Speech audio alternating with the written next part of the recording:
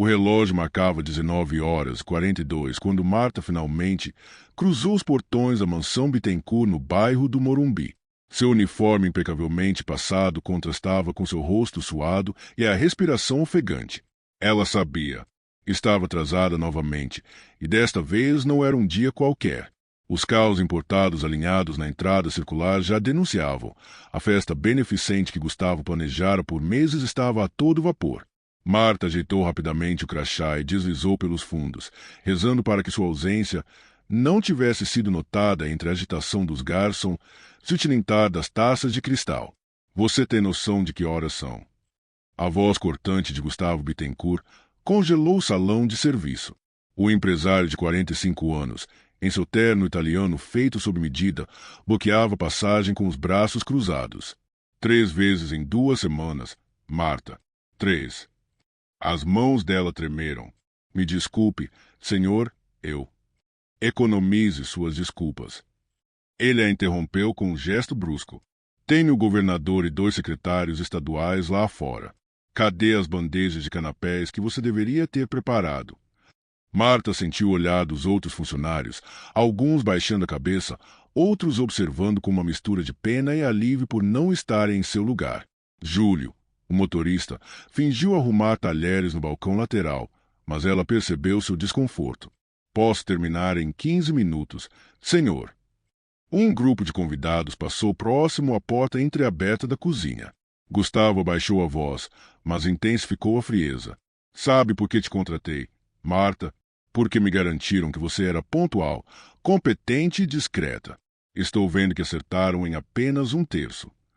Os olhos dela arderam, mas anos de dignidade a impediram de derramar uma lágrima sequer. 6 anos trabalhando naquela casa. 6 anos sem um único atraso, até aquele mês. Venha comigo. Ele ordenou, caminhando para o salão principal. Agora, o coração de Marta disparou. Aquilo não estava nos planos. Ela o seguiu, consciente das manchas de suor em suas costas, das unhas quebradas que não teve tempo de cuidar. No imenso salão decorado com arranjos de orquídeas brancas, cristais centenários e uma iluminação que custará mais que seu salário anual, todos os olhares se voltaram para eles. A música da pequena orquestra diminuiu, como se os músicos pressentissem o drama iminente. Senhora Kowalski. Gustavo abordou uma senhora elegante de cabelos prateados. Permita-me apresentar a funcionária responsável pelo atraso do seu prato especial sem glúten. Parece que nossos compromissos não se encaixam na agenda dela. A mulher ergueu as sobrancelhas perfeitamente desenhadas.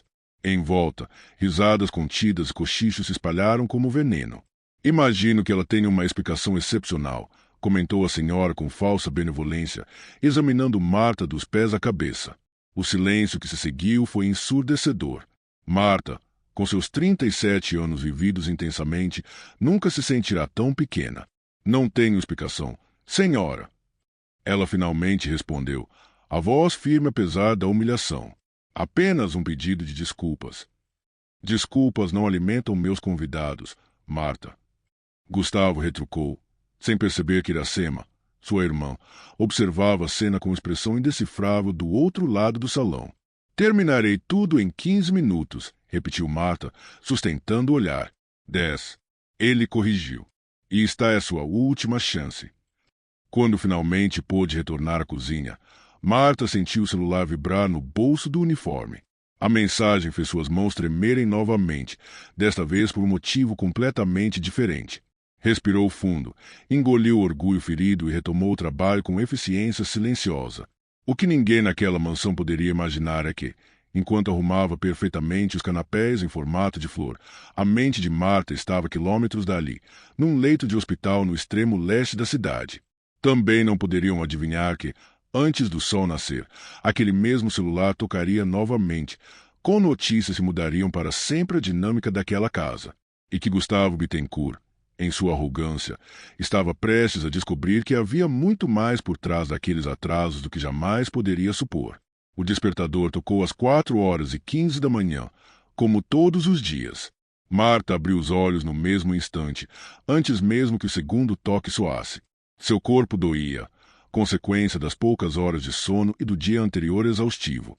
Na pequena comoda ao lado da cama, Os remédios estavam organizados em fileiras precisas, cada caixinha etiquetada com horários e dosagens. Bom dia, mãe.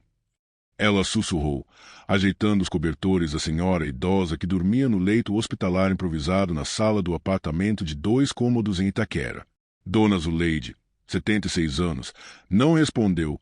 Não respondia há quase 8 meses, desde o derrame que paralisara metade de seu corpo e roubara sua fala. O ritual matinal de Marta era cronometrado ao segundo. Troca de sonda, medição de sinais vitais, banho na mãe, troca de lençóis. Cada movimento executado com a precisão de quem não pode se dar ao luxo de perder tempo. O relógio marcava 5h30 quando terminou de alimentar Dona Zuleide através da sonda gástrica.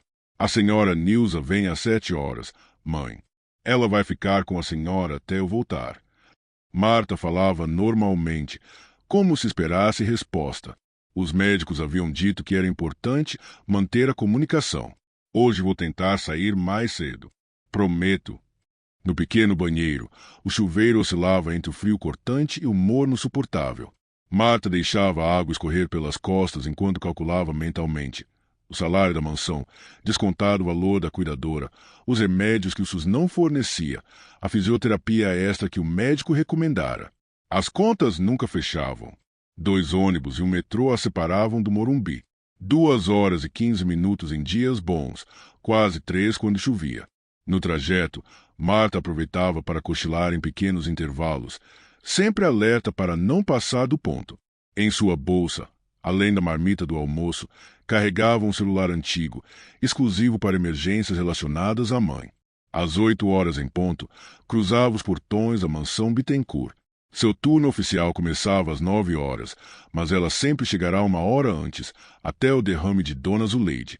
Aquela hora extra, não remunerada, era seu segredo para manter tudo sob controle, preparar-se para o dia e evitar os olhares de reprovação. Bom dia, Júlio. Ela cumprimentou o motorista que poliu o Porsche Cayenne na garagem. Marta. Ele parecia genuinamente aliviado em vê-la. Tudo bem? Ontem foi pesado. Sobrevivi. Ela forçou um sorriso. O patrão já acordou. Ainda não, mas a dona Iracema chegou de surpresa. Está tomando café na varanda. Marta sentiu o estômago afundar. Iracema Bittencourt era um mistério. Diferente do irmão, raramente levava a voz, mas seus olhares eram como raio-x, invasivos e intimidadores. A manhã transcorreu em silêncio tenso. Marta preparou o café da manhã especial que Gustavo exigia.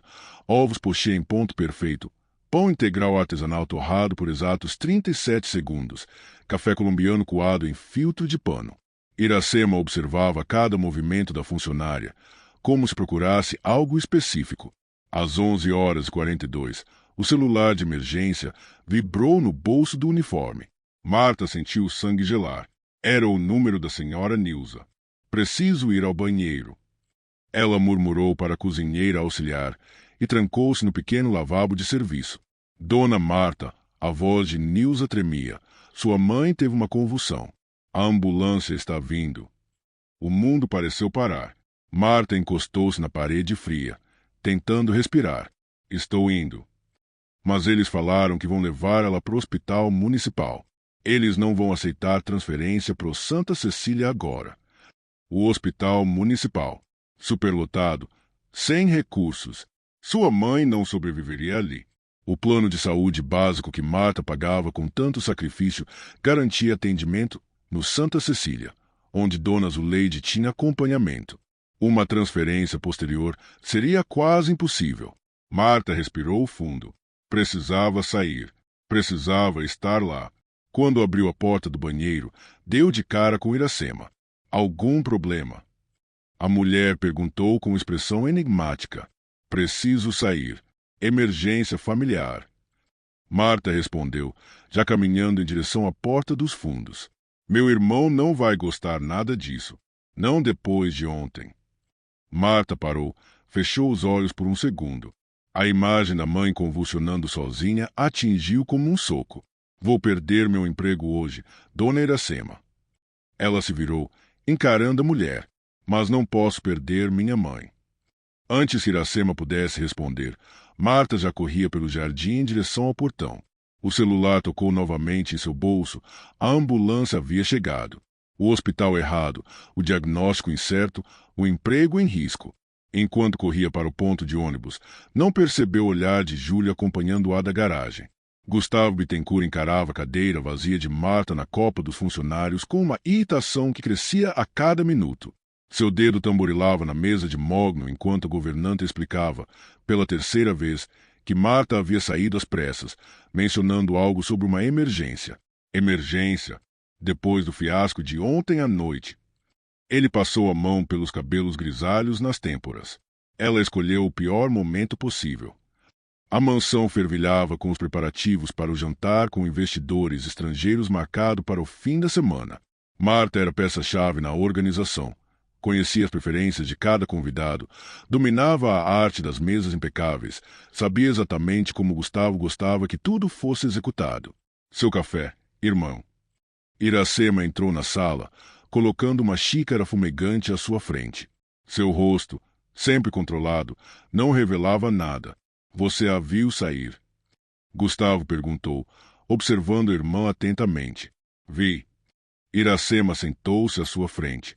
Parecia desesperada. Desesperada por perder o emprego, imagino. Ele tomou um gole do café, fazendo uma careta. Amargo demais. Marta nunca errava o ponto. Curioso. Iracema comentou, como quem não quer nada. 6 anos de trabalho impecável, e de repente, 3 falhas em 2 semanas. Gustavo parou, a xícara a meio caminho da boca. O comentário da irmã tocou algo em sua mente analítica de empresário. Padrões quebrados sempre indicavam uma variável nova na equação. Júlio. Ele chamou o motorista que passava pelo corredor. Entre aqui. O motorista, homem de poucas palavras e muita lealdade, entrou com postura respeitosa. Quanto tempo faz que Marta começou a chegar atrasada? Júlio hesitou por um instante. Cerca de 1 mês, senhor. E antes disso? Nunca. Ela sempre foi a primeira a chegar, última a sair. Gustavo estreitou os olhos. Você sabe onde ela mora? Itaquera. Senhor. Zona Leste. 2 horas de distância, no mínimo. Gustavo murmurou, fazendo cálculos mentais. O que mais mudou nela recentemente? Júlio trocou um olhar rápido com Iracema, que permanecia impassível. Ela parece cansada. Tem atendido ligações escondida. E... Ele hesitou novamente. E... Tem pulado o almoço para fazer horas extras. Acho que está precisando de dinheiro. Aquilo atiçou ainda mais a curiosidade de Gustavo. Em seu mundo de negócios, informação era poder. Funcionários com problemas financeiros eram riscos em potencial. Obrigado, Júlio. Pode ir. Quando ficaram sozinhos, Iracema quebrou o silêncio. O que está planejando, Gustavo? Descobrir o que está acontecendo. Ele respondeu, já digitando no celular. Cancelei meu jantar com o ministro hoje à noite. Vai seguir uma funcionária. Iracema ergueu as sobrancelhas. Isso é invasão de privacidade. É proteção de patrimônio. Ele rebateu. Se ela está com problemas, preciso saber quais são. E se for algo ilegal. Nem tudo é sobre você ou seus bens, Gustavo.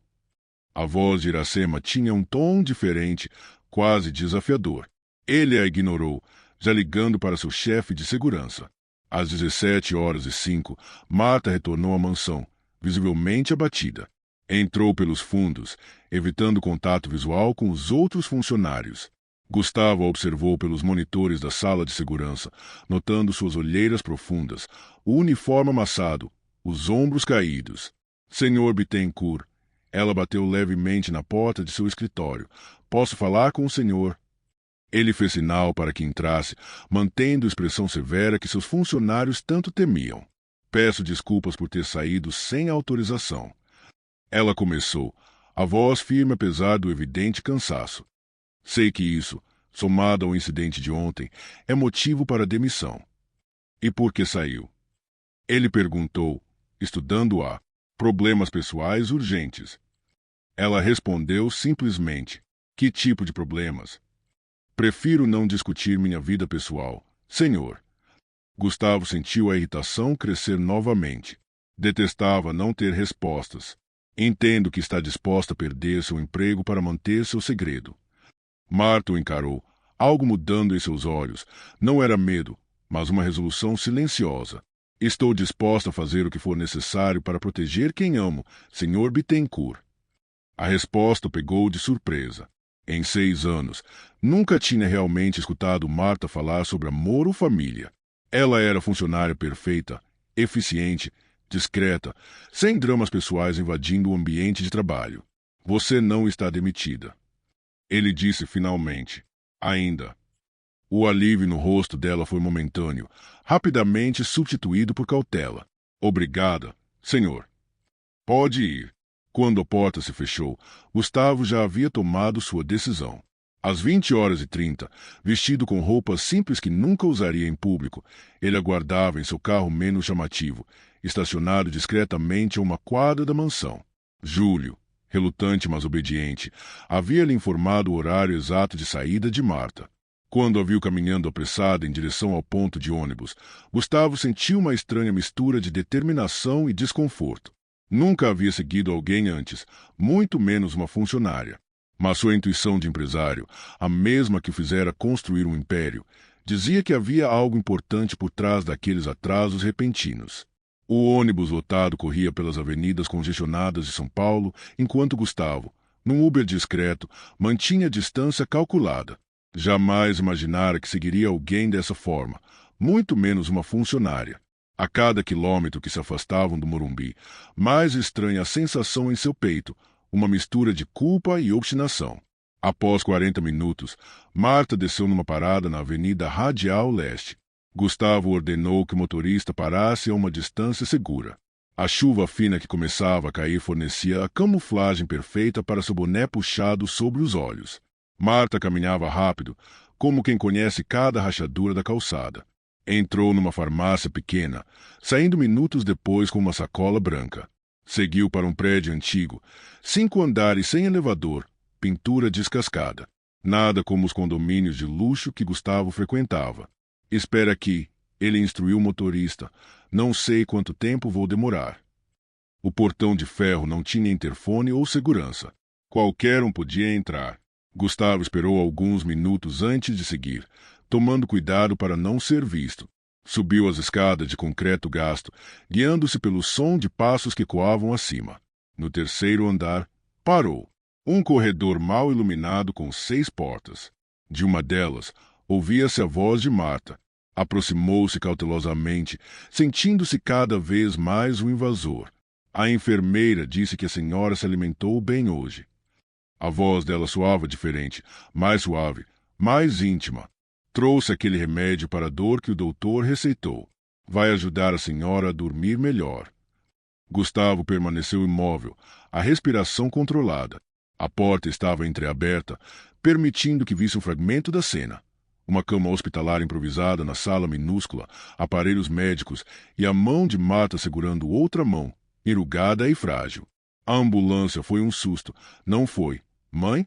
Mas agora já estamos em casa de novo. O médico falou que a convulsão foi pela febre.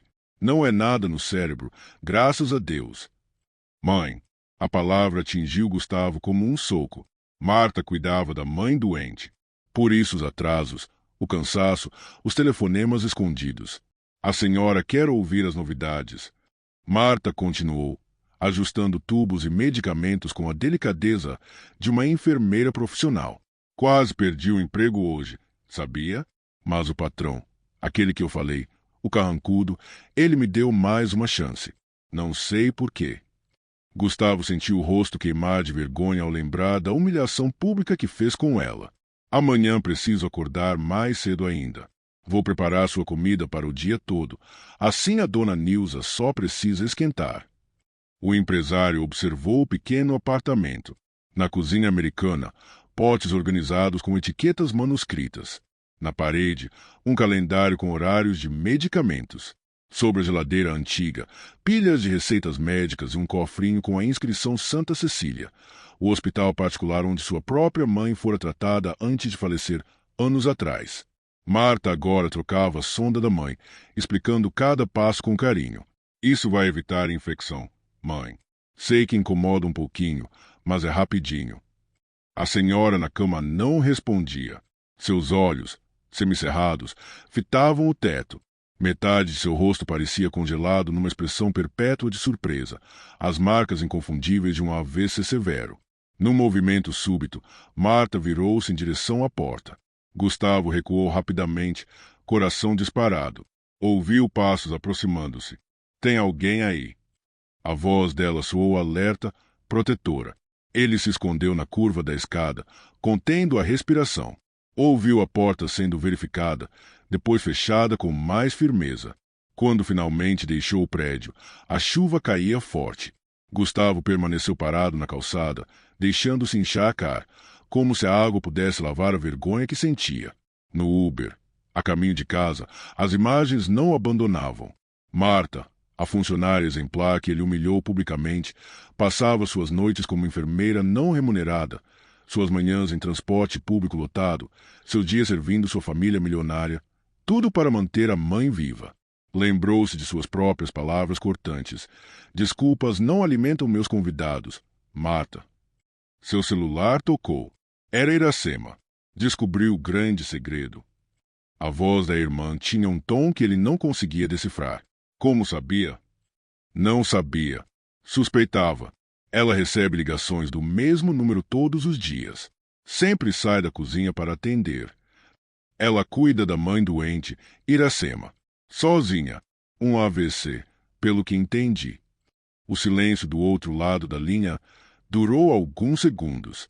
E agora vai demiti-la por ter responsabilidades familiares. A pergunta era afiada como uma navalha. Gustavo olhou pela janela, vendo seu reflexo distorcido no vidro embaçado. Não. Ele respondeu finalmente. Vou fazer algo completamente diferente. Quando desligou, já elaborava um plano. Na biblioteca da mansão Bittencourt, Gustavo remexia em velhas caixas de documentos que não via há anos. A madrugada avançava enquanto ele procurava respostas para a pergunta que o atormentara durante toda a volta de Itaquera. Por que o nome Zuleide soava estranhamente familiar? A memória surgira como um fantasma quando ouvirá Marta pronunciá-lo. Zuleide. Algo sobre esse nome o incomodava, criando uma conexão nebulosa com seu passado. O relógio marcava 3h17 da manhã quando encontrou a pasta amarelada com o timbre da antiga Indústrias Bittencourt. A empresa do pai, vendida há 15 anos após o escândalo que quase destruíra a família. Seus dedos tremeram levemente ao abrir o arquivo que continha a lista de funcionários da fábrica de tecidos. Meu Deus! Murmurou ao encontrar o nome na página 37. Zuleide Santos, costureira-chefe, de 1987 a 2003. Memórias há muito suprimidas emergiram como bolhas em água fervente. A fábrica no Brás. O incêndio no setor de acabamento. O processo judicial arquivado após acordos financeiros generosos. As famílias silenciadas. Gustavo pegou o telefone, ignorando o horário. Preciso que você procure tudo sobre uma ex-funcionária. Ordenou assim que seu advogado atendeu, sonolento. Zuleide Santos. Trabalhou para meu pai até o fechamento da fábrica.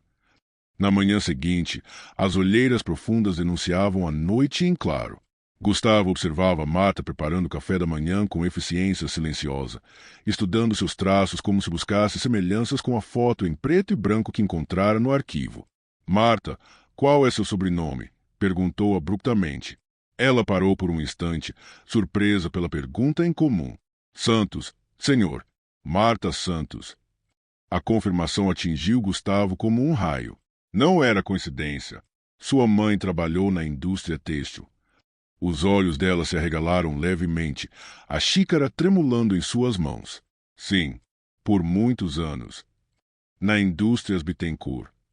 Marta pousou a xícara, encarando com uma mistura de confusão e desconfiança. Como o senhor sabe disso? Antes se pudesse responder, Iracema entrou na cozinha. Ao perceber a tensão no ar, franziu o senho. O que está acontecendo aqui? Descobri quem é a mãe de Marta.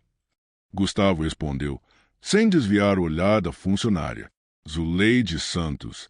costureira-chefe na fábrica do nosso pai. Iracema empalideceu visivelmente. Zuleide, do incêndio. Marta olhava de um para o outro, perplexa. Como assim? Do incêndio? Do que estão falando? O silêncio que se seguiu era denso como névoa. Foi Iracema quem finalmente o quebrou. Você não sabe, não é? Sua voz soava estranhamente gentil. Soube como sua mãe ficou desempregada. Sei que a fábrica fechou de repente. Ela nunca falou muito sobre isso. Gustavo afrouxou a gravata, sentindo o peso da revelação que estava prestes a fazer. A fábrica não apenas fechou.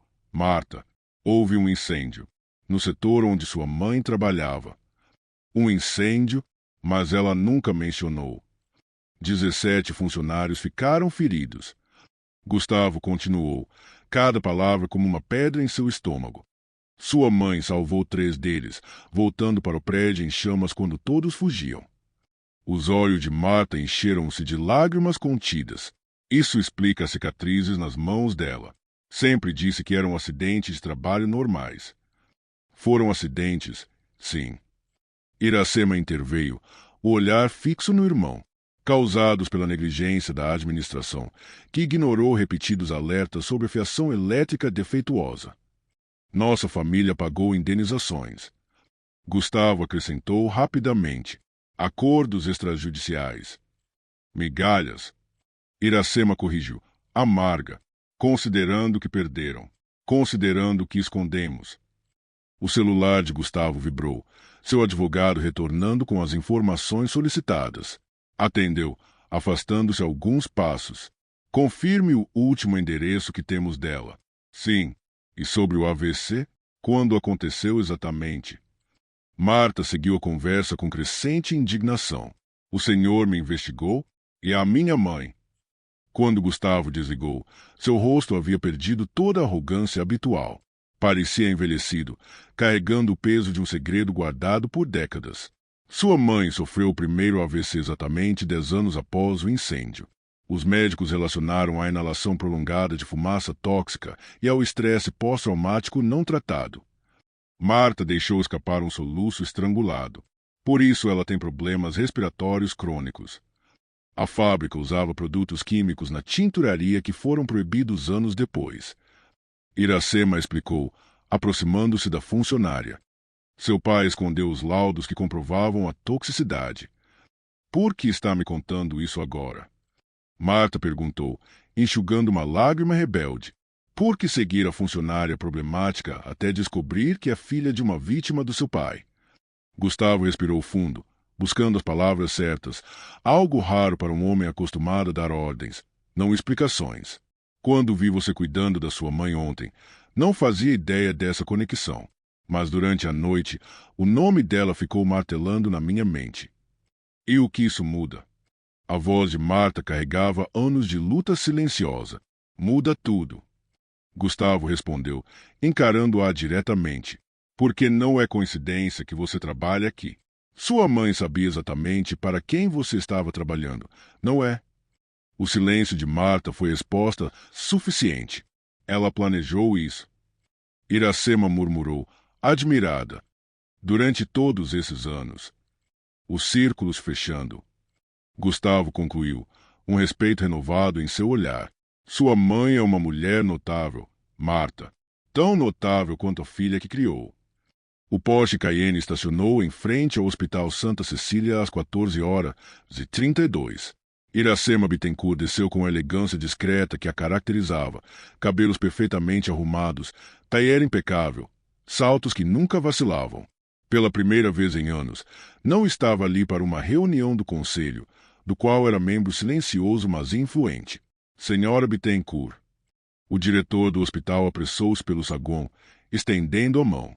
Não esperávamos sua visita hoje. Não é uma visita oficial, Dr. Mendes. Ela respondeu, dispensando as formalidades com um gesto. Preciso discutir um caso específico, em particular. Enquanto atravessavam corredores imaculados, Iracema sentia os olhares curiosos. A irmã mais velha de Gustavo Bittencourt raramente aparecia em público. Cultivava sua discrição com o mesmo cuidado que outros milionários ostentavam suas riquezas. Na sala do diretor, recusou o café e foi direto ao assunto. Quero transferir uma paciente para cá. Hoje. Claro, podemos verificar a disponibilidade de leitos. Não me entendeu. Ela o interrompeu com firmeza. Não é um pedido. É uma instrução. A paciente será transferida hoje, com todos os cuidados necessários. Equipe completa. Quarto privativo. O médico ajustou os óculos, desconfortável. Posso perguntar de quem estamos falando? Zuleide Santos. Atualmente no Hospital Municipal de Itaquera. AVC grave, complicações pulmonares, condição estável mas delicada. A menção do hospital público fez o diretor franzir o senho. Transferências do sistema público para o privado são complicadas. Senhora Bittencourt. Há protocolos, filas de espera, autorizações. Iracema retirou da bolsa um envelope e o deslizou sobre a mesa. Dentro estão os detalhes da nova ala pediátrica que a Fundação Bittencourt está considerando financiar. 15 milhões para começar. O médico engoliu em seco, abrindo o envelope com dedos trêmulos. Também está aí minha carta de renúncia do Conselho Administrativo deste hospital. Ela continuou, impassível. Caso a transferência de Zuleide Santos não aconteça nas próximas 4 horas. Isso é incomum. O diretor gaguejou. Meu irmão acredita em acordos financeiros para resolver problemas. Um sorriso fino delineou os lábios de Iracema. Eu prefiro ações diretas. Enquanto o médico fazia ligações frenéticas, Iracema contemplava a vista da janela. Pensava em Marta, que naquele momento provavelmente servia almoço na mansão, sem imaginar o que acontecia. Na mansão Bittencourt, o clima era tenso. Gustavo trancara-se no escritório após a revelação da manhã, deixando instruções para não ser incomodado. Marta trabalhava em silêncio, absorvendo o impacto das descobertas sobre sua mãe. Seu celular vibrou no bolso. Era a cuidadora, Dona Nilza. Alô. Atendeu baixinho, escondendo-se na despensa. Dona Marta. A voz da senhora soava alarmada. Tem uma ambulância aqui e médicos de um hospital particular. Estão dizendo que vieram buscar sua mãe. Como assim? Eu não autorizei nenhuma transferência. Eles têm documentos, Dona Marta. Tudo assinado por uma tal de doutora Iracema Bittencourt. O mundo pareceu congelar. Marta encostou-se nas prateleiras, quase derrubando latas de conserva. Não deixe que levem minha mãe. Estou indo para aí agora.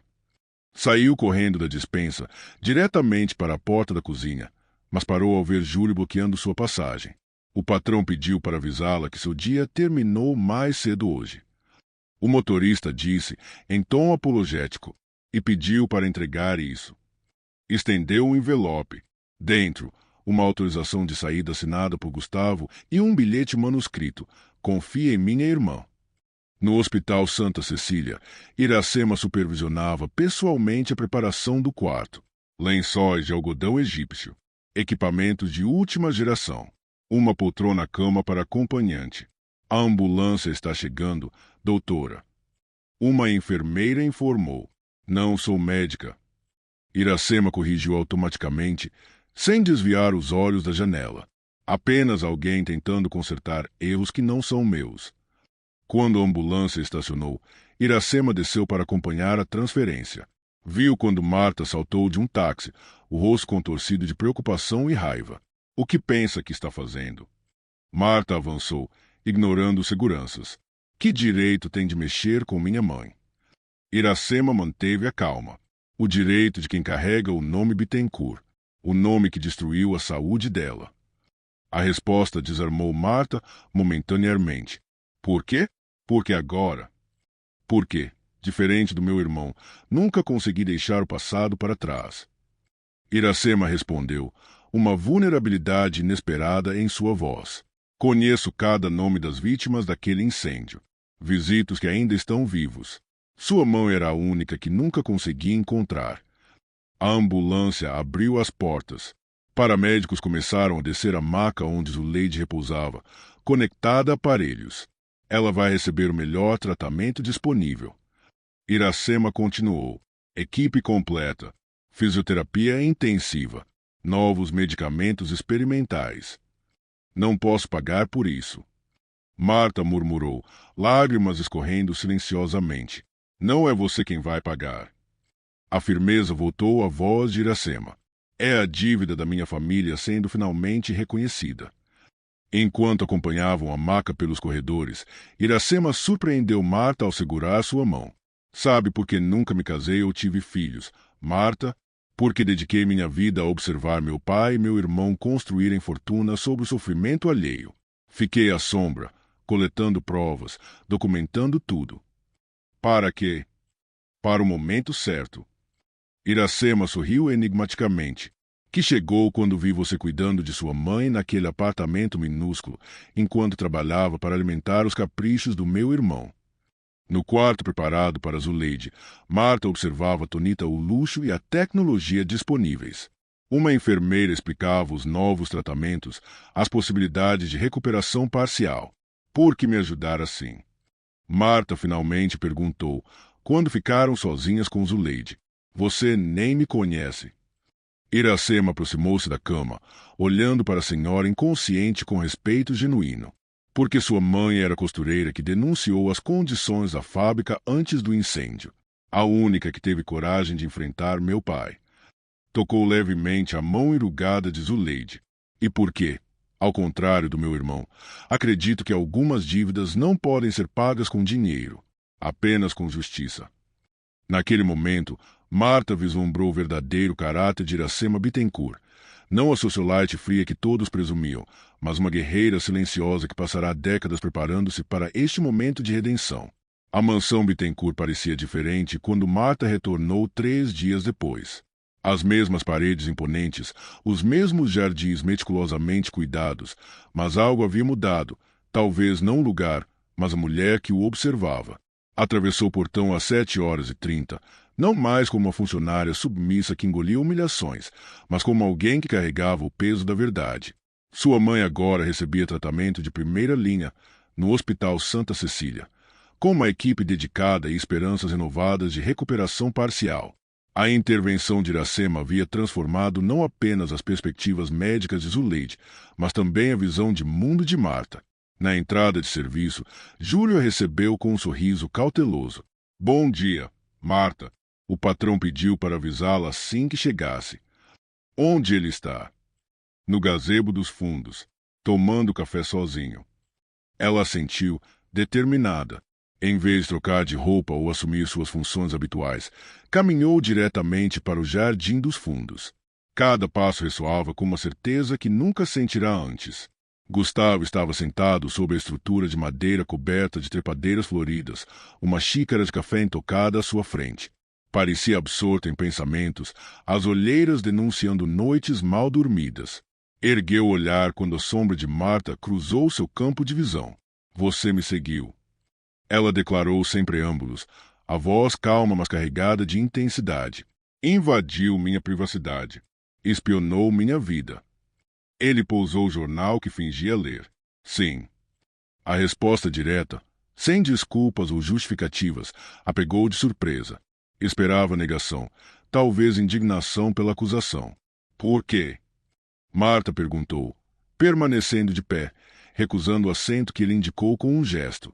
Porque sou um homem acostumado a controlar tudo ao meu redor. Gustavo respondeu com uma franqueza incomum.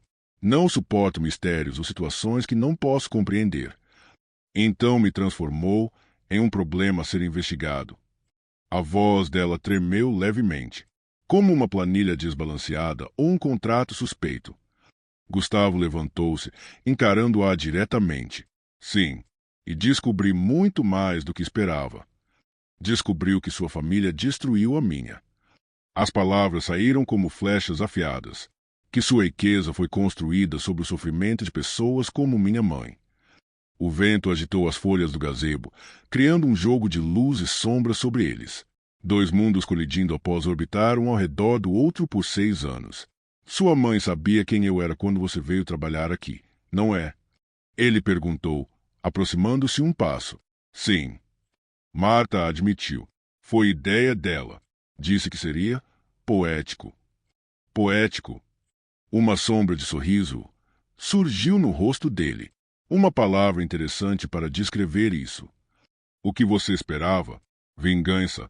Sabotagem? Marta deixou escapar uma risada amarga.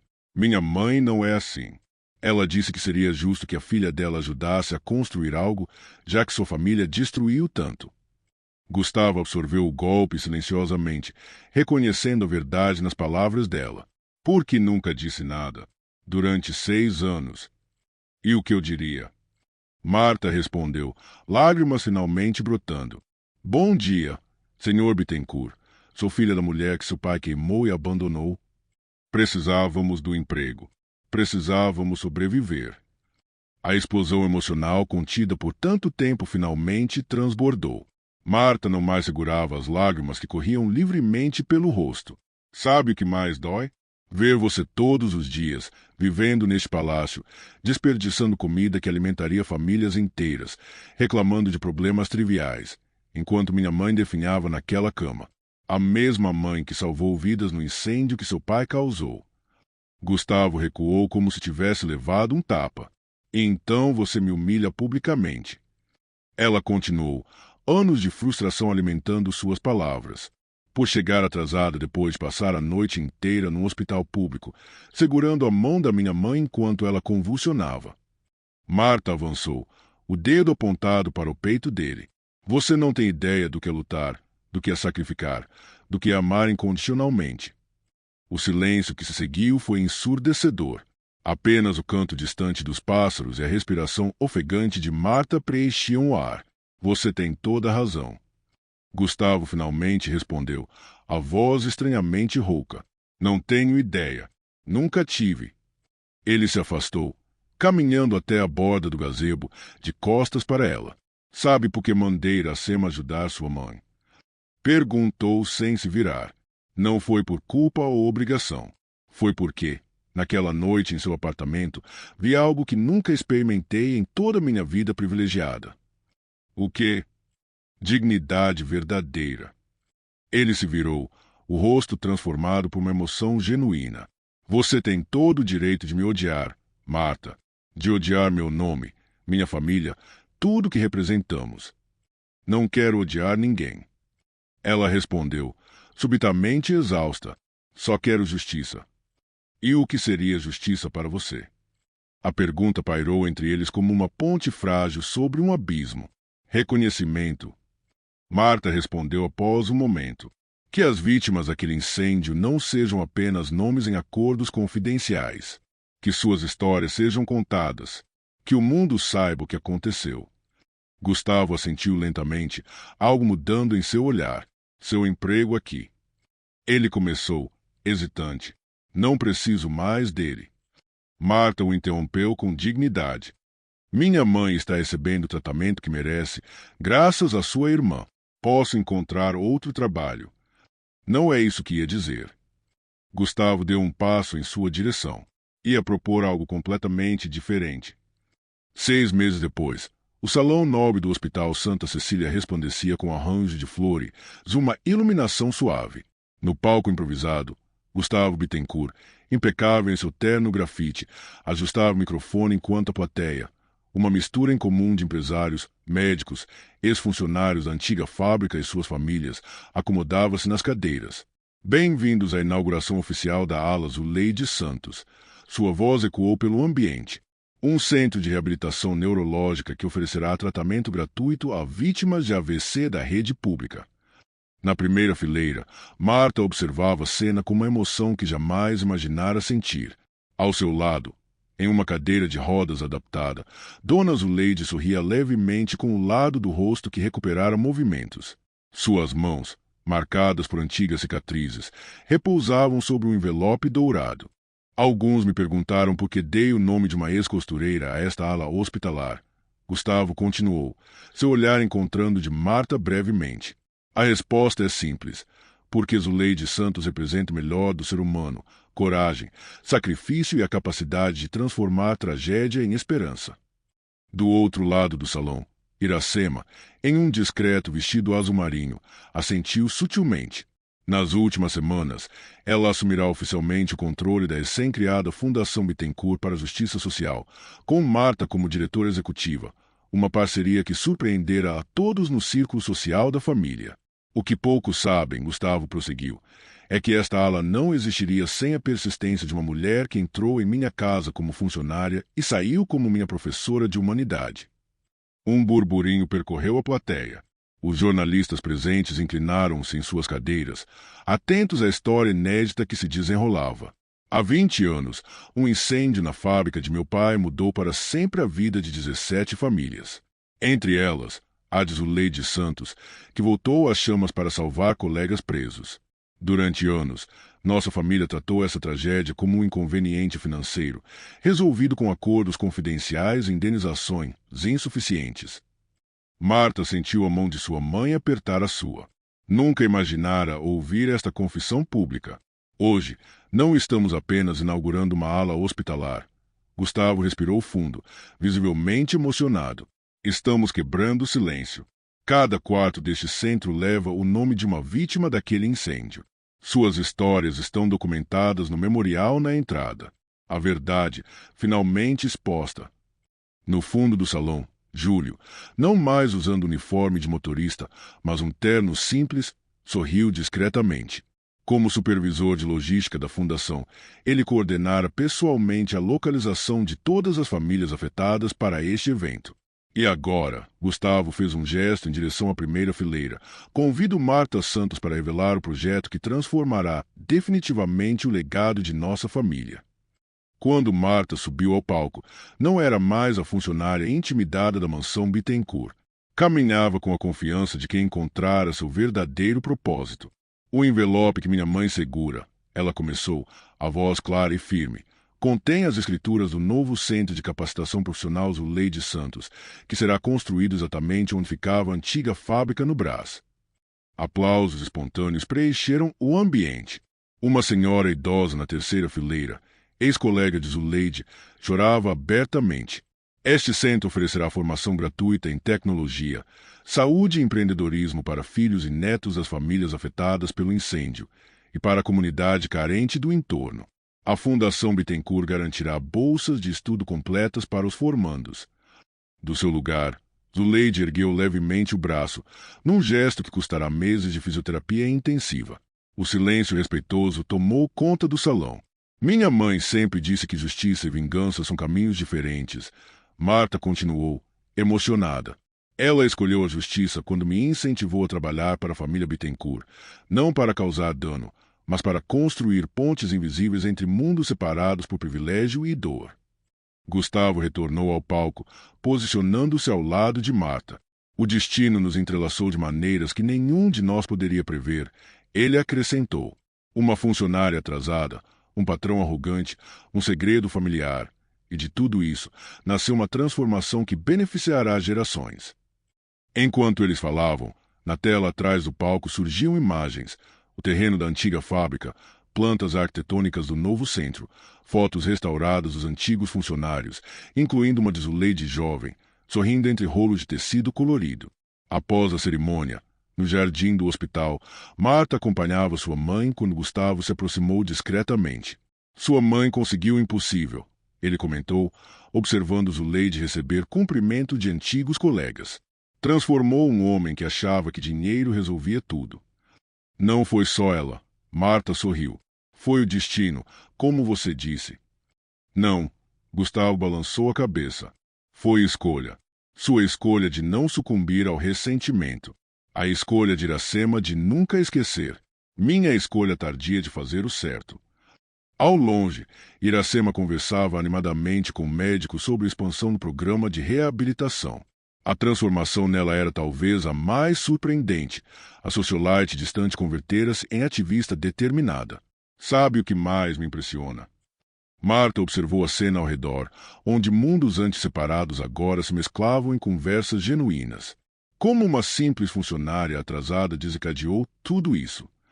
Nada simples, Gustavo corrigiu, com um novo respeito em sua voz. E nada é por acaso. Naquele entardecer, Enquanto o sol paulistano tingia de dourado um novo começo, as vidas antes definidas por poder e submissão encontravam finalmente o equilíbrio baseado em algo muito mais raro e valioso: a redenção mútua.